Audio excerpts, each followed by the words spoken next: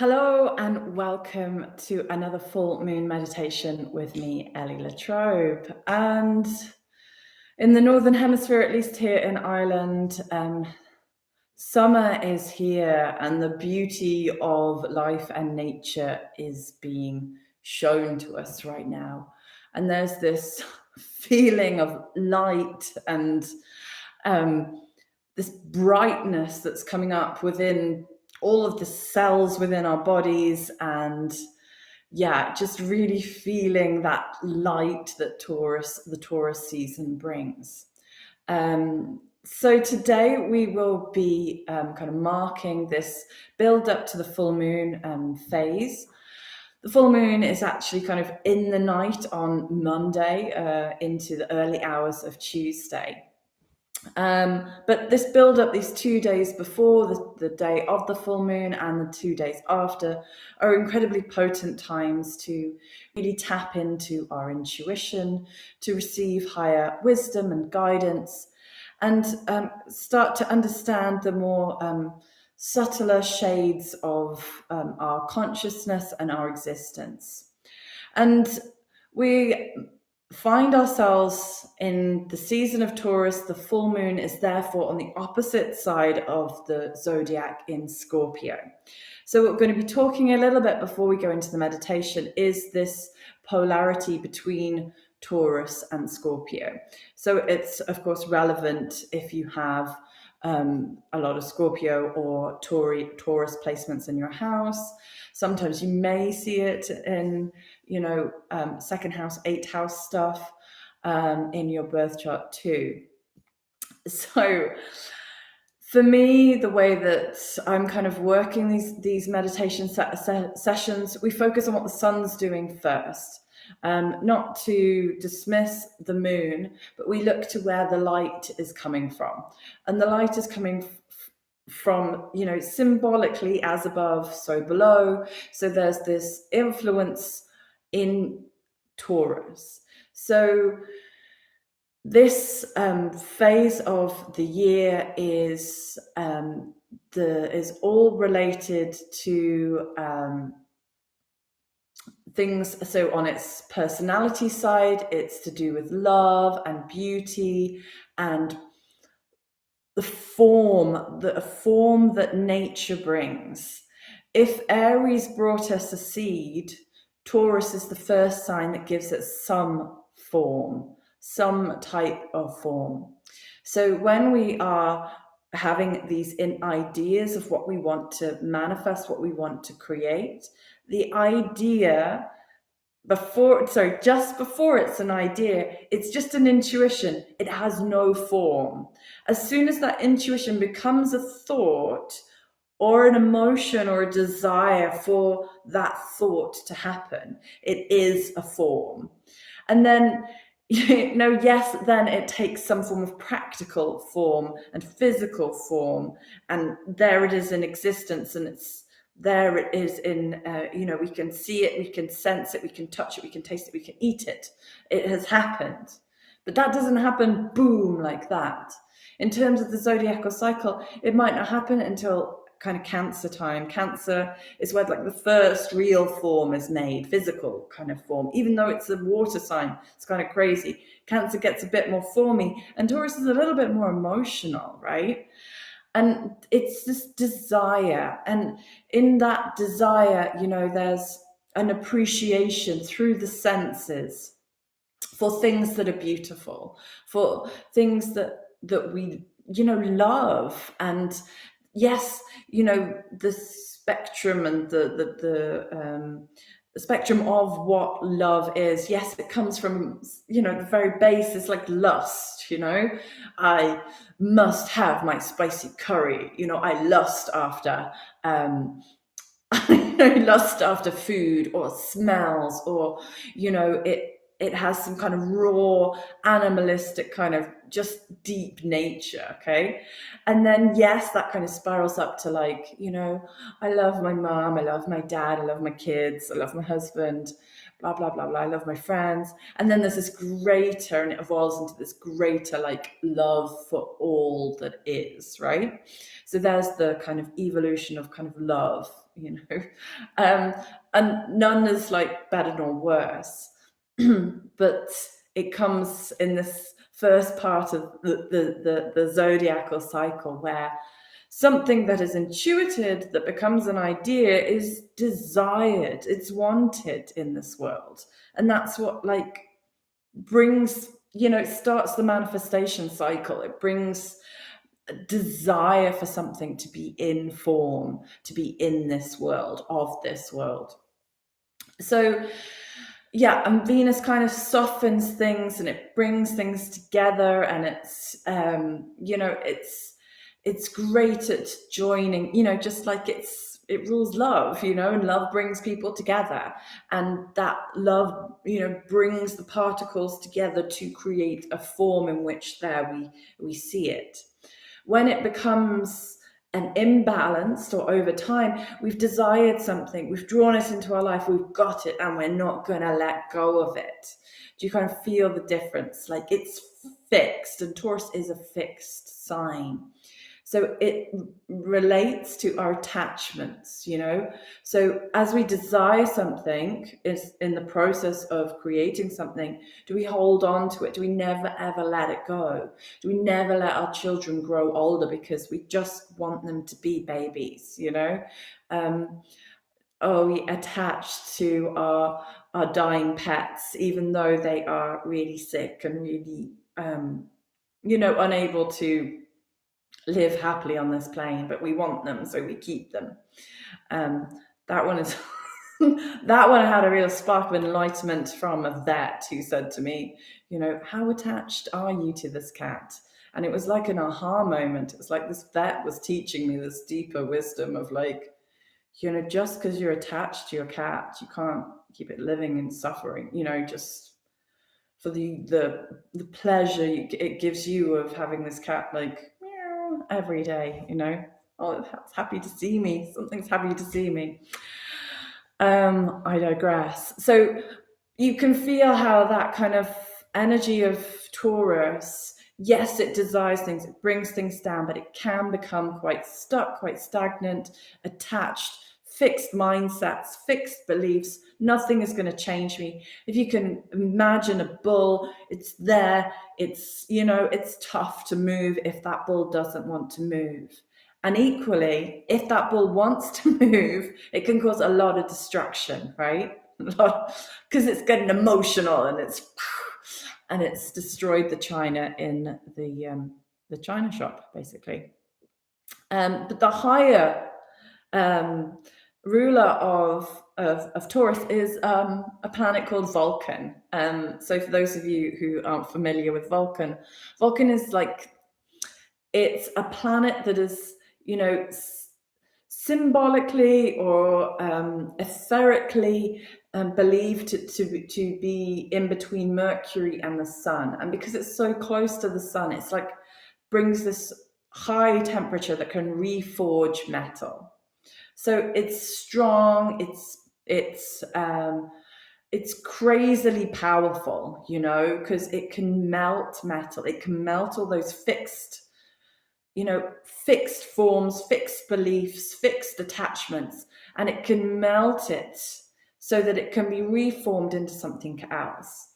So this is kind of where the polarity within Taurus is being invited for exploration. And particularly when we put this in context with what we've just all been through in the last year. So, we all know there is stuff in our lives that we need to change. There's all ways that we, things we value. This value is a real Taurian thing. What we've realized our true values in the last year, or by kind of default, we've realized our true values when we realize what aren't our values. But now, are we standing by those values? Are we changing some of our belief systems about ourselves, about others, about the world?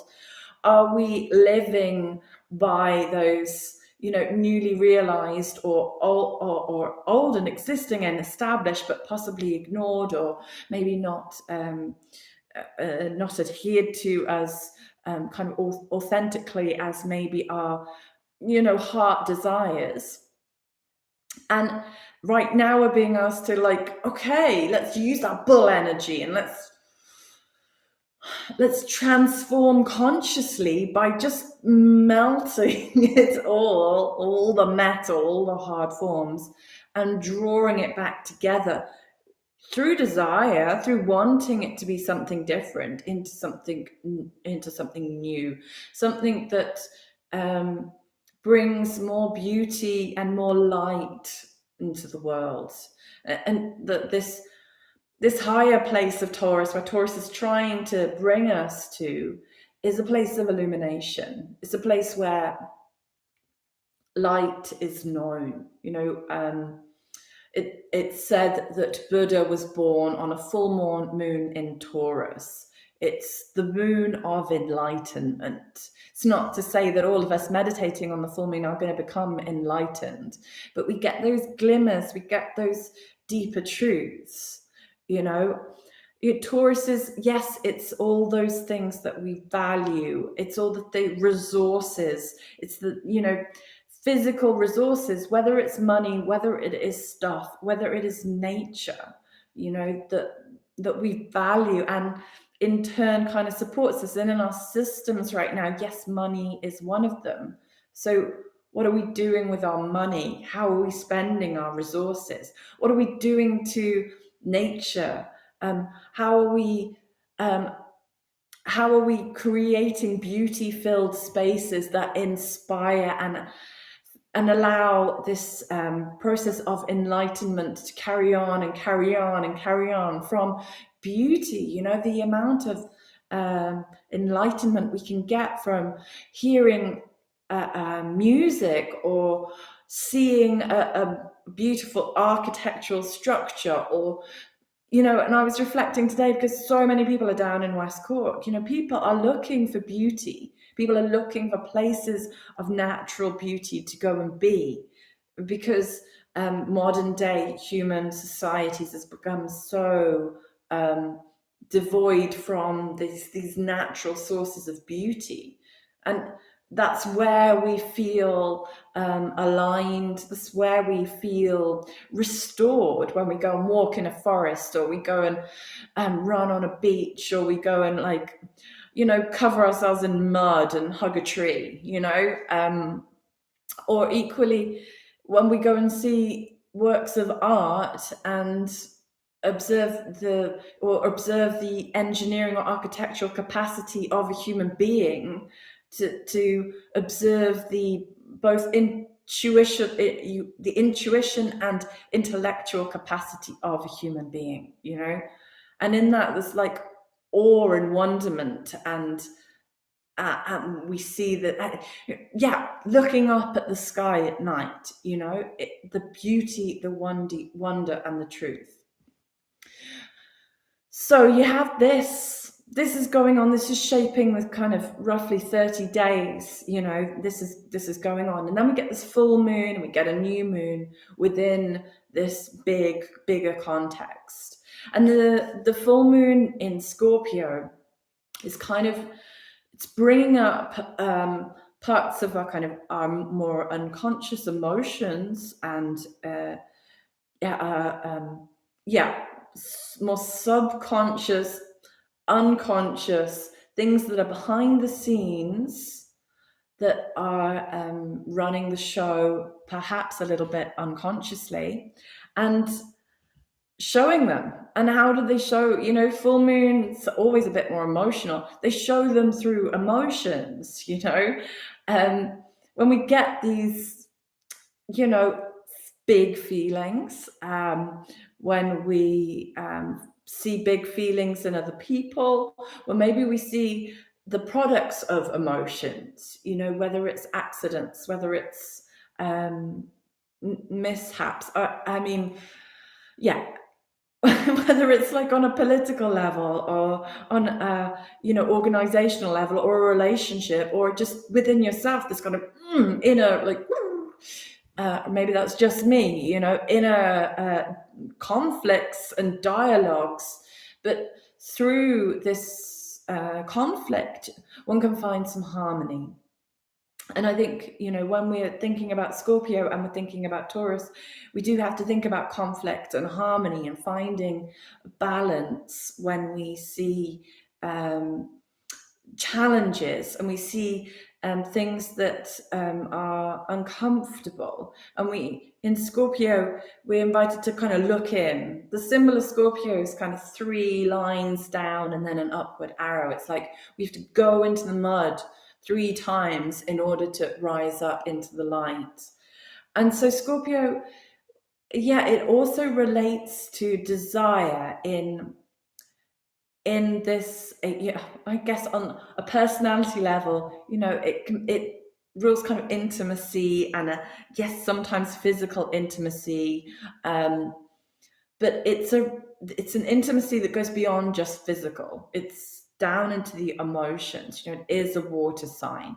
It is deep. It's deep and still, and right down in the darkest depths, we find those monsters. We find the things that go bump in the night and things that scare us, and we bring them back up with us, hopefully to make friends with them on the way. It's not to bring them up and banish them, these parts of ourselves that we don't like and we don't care too much for.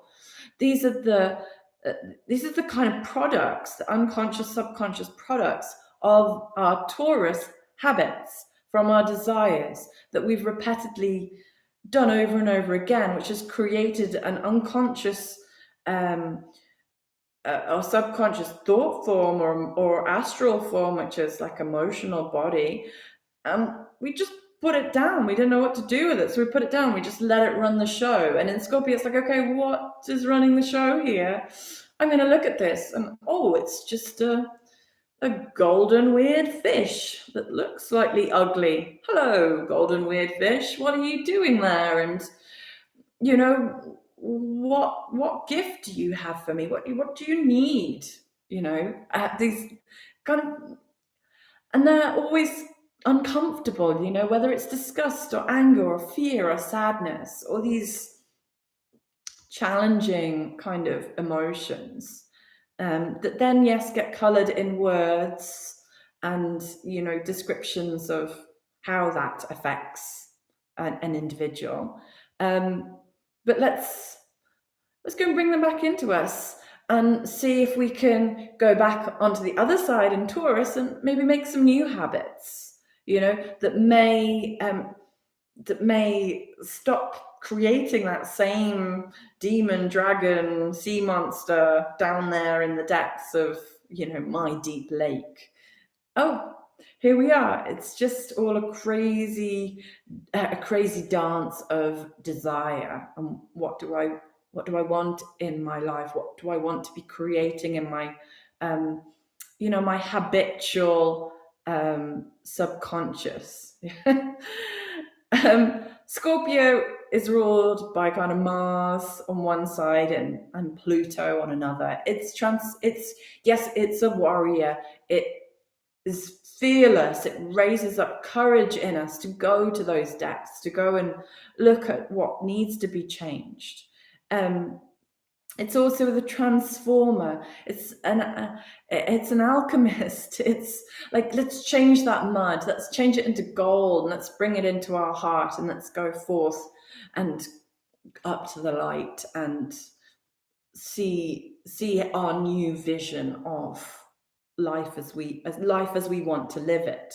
Because now we become kind of able to be creators of our own world, because this unconscious cycle, this unconscious kind of motor inside of us that's just automatic, like a robot, this is what I do, is being worked out, is being reconstructed, deconstructed, integrated back into us, so that we can maybe do something different for a change, So there we have the interplay between these two signs. Even though, Taurus is an earth sign, Scorpio is a water sign, it's a feminine polarity.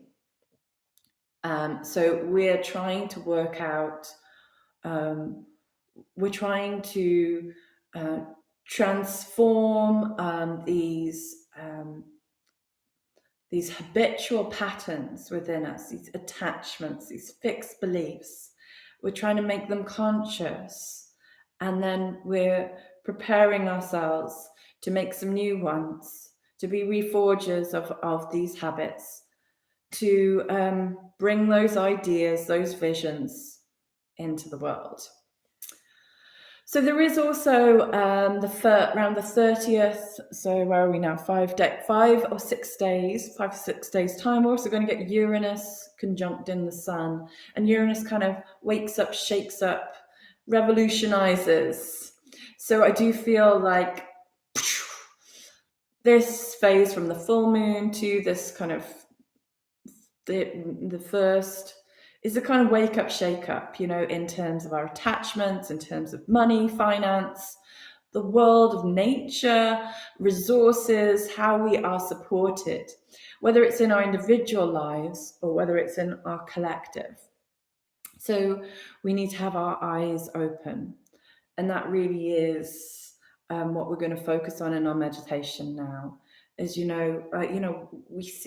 see, and when the eye is open, all is illuminated.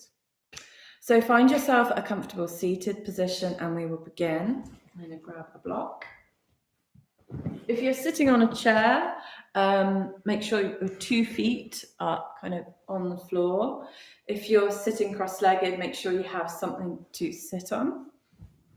I'm just going to sit up nice and tall. Make sure your body is comfortable. And just see how that throat is doing.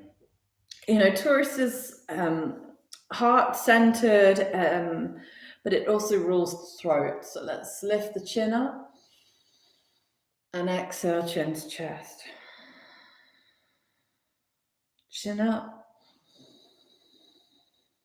Exhale, chin to chest. Closing your eyes, feeling how your throat feels, your neck feels. 2 more times.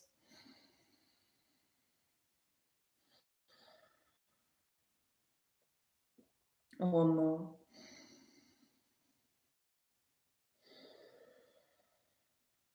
And just taking a few circles in your sacrum, breathing into your belly, in the other direction.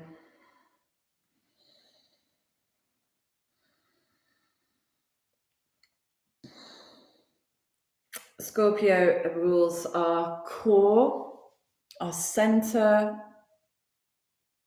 And we're trying to bring our core and our heart together. So just bringing one hand, left hand, let's say, to your heart, right hand to your belly. We're going to breathe down into the belly and up into the heart. Exhale, heart falls, chest contracts, belly in, squeezing at the end. Inhale to the belly, chest. Exhale, chest and belly. Inhale, belly,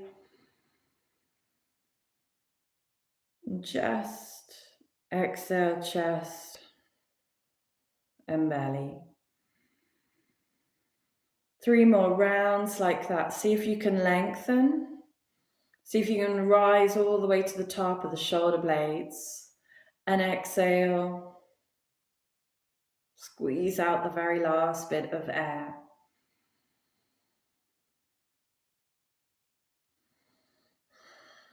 Make space for the new.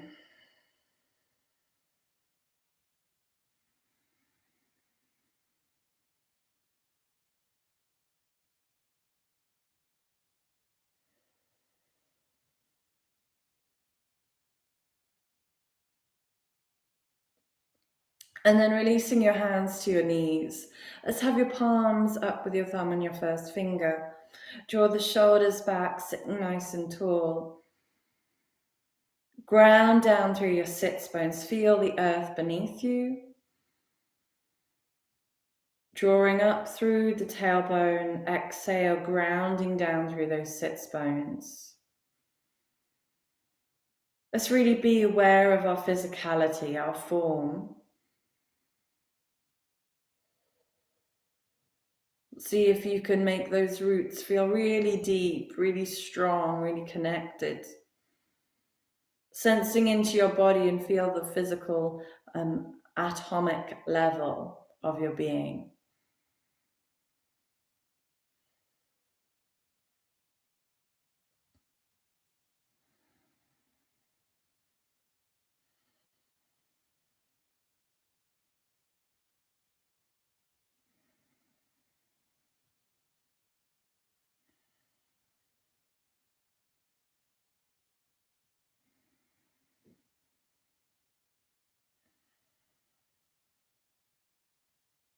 And then inhaling up the tailbone, all the way up through the spinal column, up to the crown of your head, and up through the crown of your head into the sky above you. Grow your branches.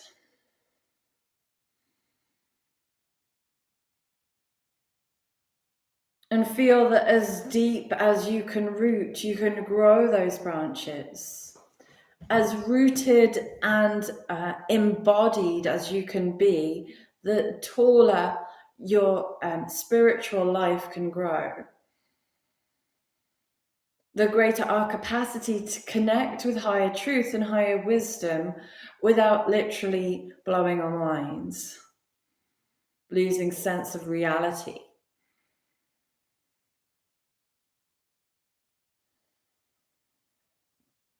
In this pursuit of enlightenment, we must not lose sight of our physical divineness.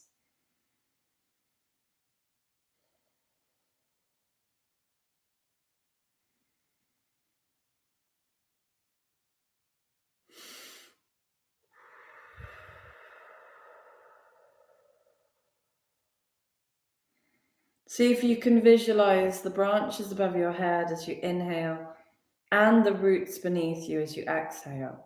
And see if you can move in between those polarities as you breathe.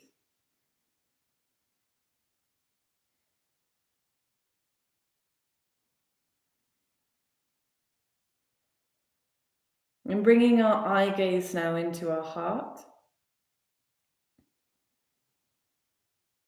And seeing if in your mind's eye you can find a point of focus, a point of magnetism, a point where you can sense your spiritual heart.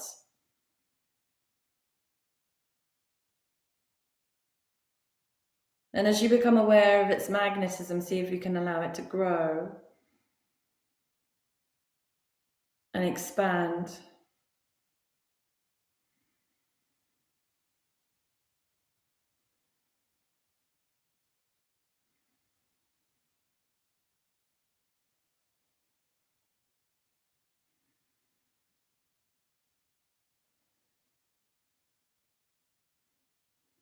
Noticing all the things that you love.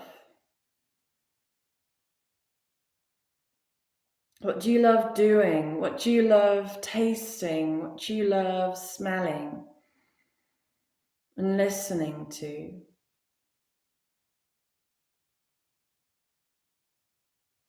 What do you like to, what words do you like to use or sing? What sensations do you enjoy?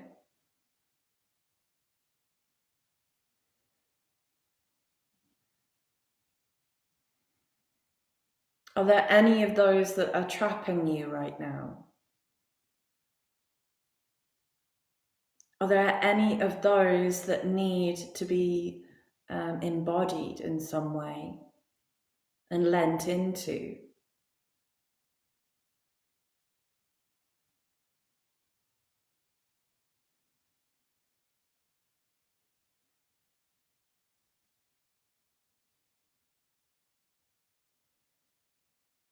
Bringing our eye gaze now up to our third eye, brow center, our eye gaze goes in and up towards the crown of our head, bringing the tongue to the roof of the mouth. Check your posture and see if you can get your spine up a little taller. And as you look up to this point, see if you can notice your sixth sense, your capacity to know.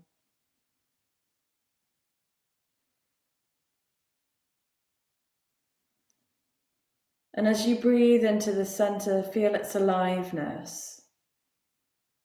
Feel its point of expansion. And in this center, see if you can ask yourself, what is it that you're transforming right now? What habits need to be transformed?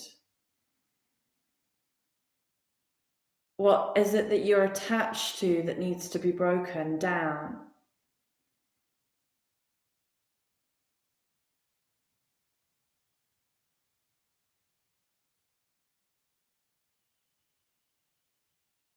And what is it that you're reforming?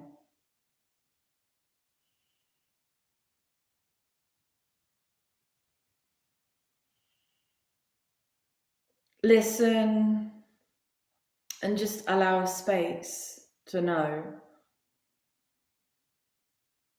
As you keep this gaze inwards and upwards, see if you can sense light above your head. Maybe 15 foot or so, maybe it's like a star.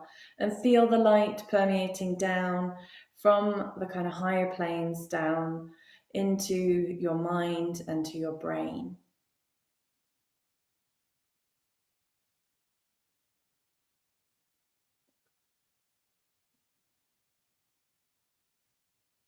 Allow yourself to receive. Receiving any illumination,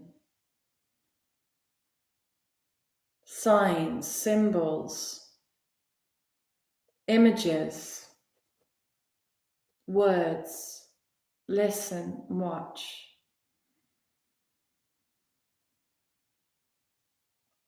I see, and when the eye is open, all is illuminated.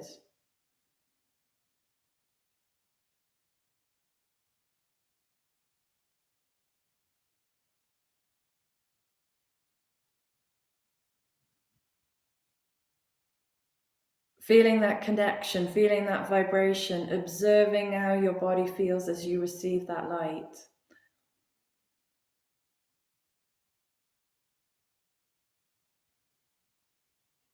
Hold steady in that light.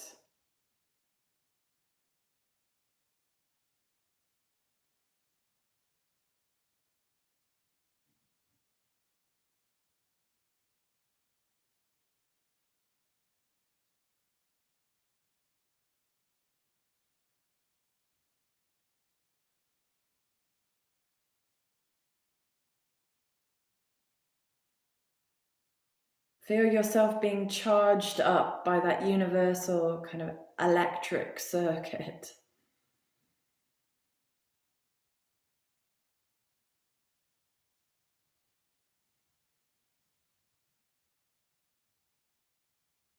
And then from that place of light, bringing it right down into your brain and out to all others, all of the other individuals in humanity itself.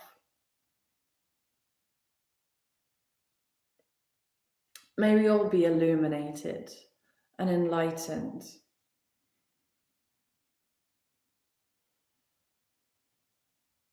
And into your heart, feeling the love and connection to all that is, and all that has been, and all that will be.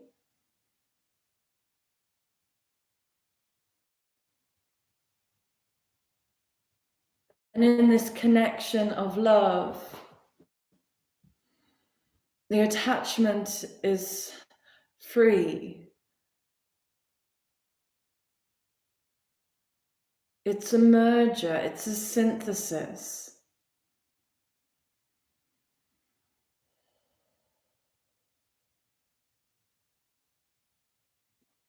Forms will always come and go.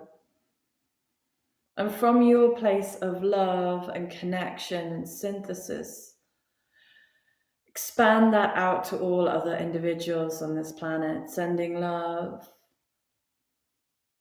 almost wishing and willing that all know that they're not alone.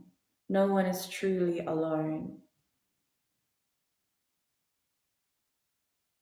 And to all those people that we differ on, our appearance, our beliefs, our lifestyles, to all there is a connection and a love.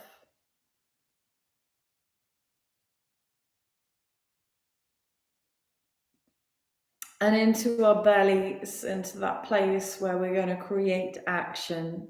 And those actions are going to bring about some forms practically through hard work,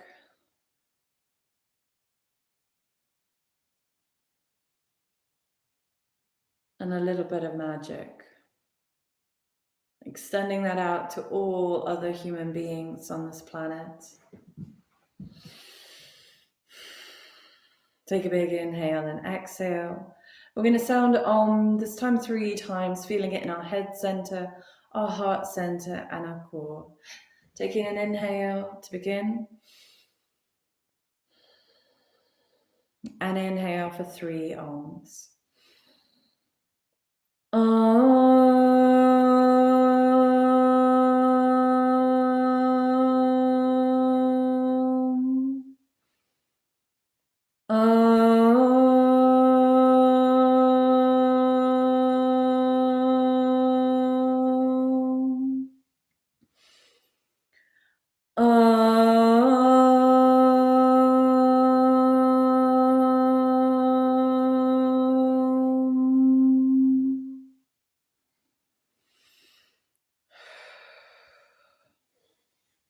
So just see how your body feels.